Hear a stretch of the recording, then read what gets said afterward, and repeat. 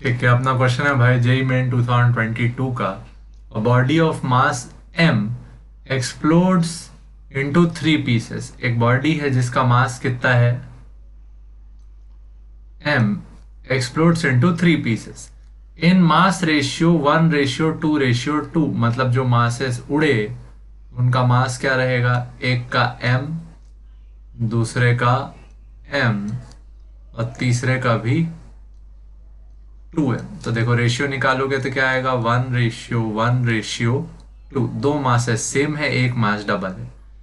To smaller pieces fly off perpendicular to each other. जो दो masses हैं वो एक दूसरे के परपेंडिकुलर फ्लाई ऑफ किए with speed 30 metre per second and 40 metre per second. The velocity of the third piece will be. ये third piece की अपने को वेलोसिटी फाइंड करनी है, ठीक है। तो यहाँ पे क्वेश्चन जो है वो किस पे है, एक्सप्लोजन पे। किस पे है, एक्सप्लोजन पे। अपने को याद रखना है in any explosion, in any explosion momentum of the system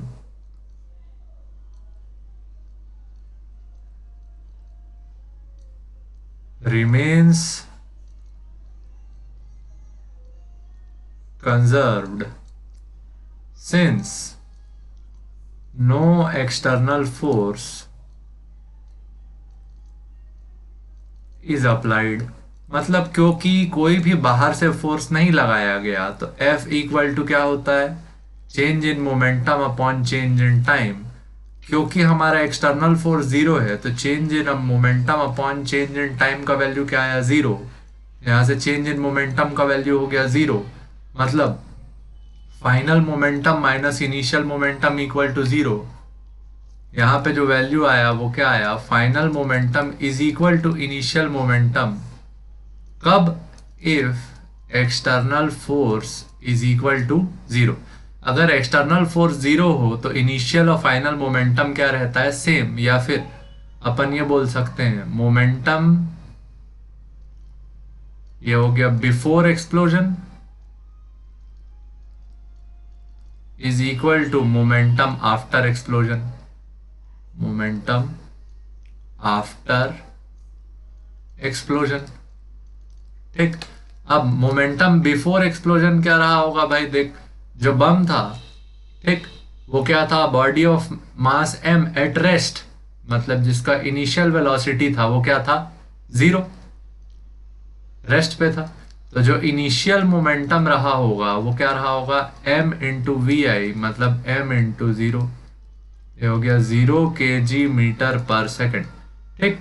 0 kg metre पर सेकंड ये मोमेंटम है जब ये बम फटा हुआ नहीं था। उसके बाद इसके फटने के बाद जो नेट मोमेंटम आएगा उसका वैल्यू देखते हैं, ठीक।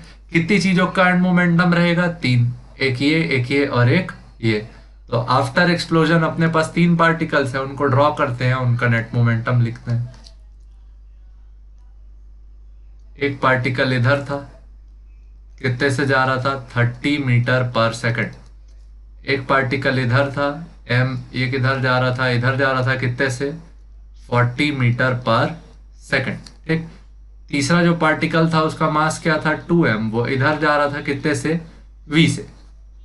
इसी का वेलोसिटी अपने को फाइंड करना था, स्पीड अपने को फाइंड करना था, ठीक।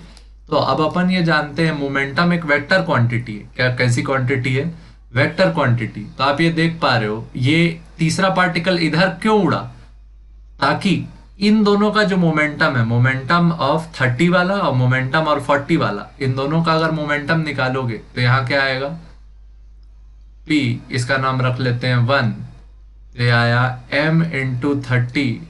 दूसरे का निकालोगे तो p2, ये आया m इंटू 40।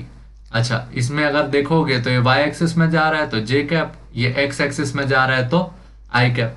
P1 और P2 एक दूसरे के परपेंडिकुलर थे तो इन दोनों का जो नेट मोमेंटम बनेगा वो किस डायरेक्शन में बनेगा, इधर बनेगा।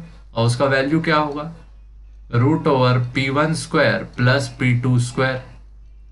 P1 का वैल्यू क्या आया, 30m का स्क्वायर, प्लस P2 का वैल्यू क्या आया, 40m का स्क्वायर। तो ये क्या हो जाएगा, 30 का 900 M square plus 1600 M square, ये कितना हो गया √2500 एम स्क्वायर। तो ये क्या हो गया 50 टाइम्स एम। ठीक, यह आ गया नेट मोमेंटम किस डायरेक्शन में, ये डायरेक्शन में। ठीक, इसको क्या बोल सकते हो, north east.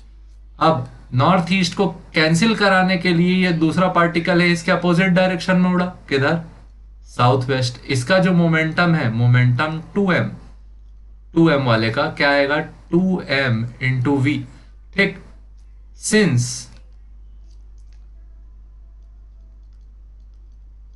Initial momentum is equal to 0 then final momentum also must be 0। अब फाइनल मोमेंटम कौन से दो मोमेंटम का जोड़ रहेगा, P2m और P नेट। ठीक, तो यहां क्या आया P net plus P2m equal to क्या हो गया 0। P नेट का वैल्यू कितना था अभी निकाले थे 50m प्लस P2m का वैल्यू क्या था 2mv इक्वल टू क्या आया 0। ठीक, 50m को इधर भेज दिए तो 2mv इक्वल टू क्या आया -50m। m से m कैंसल हो गया, v का वैल्यू क्या आया -25 मीटर पर सेकंड। माइनस साइन ये दिखा रहा है कि जो इधर वाले पार्टिकल के नेट, इन दोनों पार्टिकल का जो नेट मोमेंटम था उसके अपोजिट डायरेक्शन में जाएगा कौन सा 2m वाला मास, और कितने वेलोसिटी से जाएगा 25 मीटर पर सेकंड। किस डायरेक्शन में, साउथ वेस्ट डायरेक्शन में। ठीक, आंसर क्या आया 25 मीटर पर सेकंड। ठीक,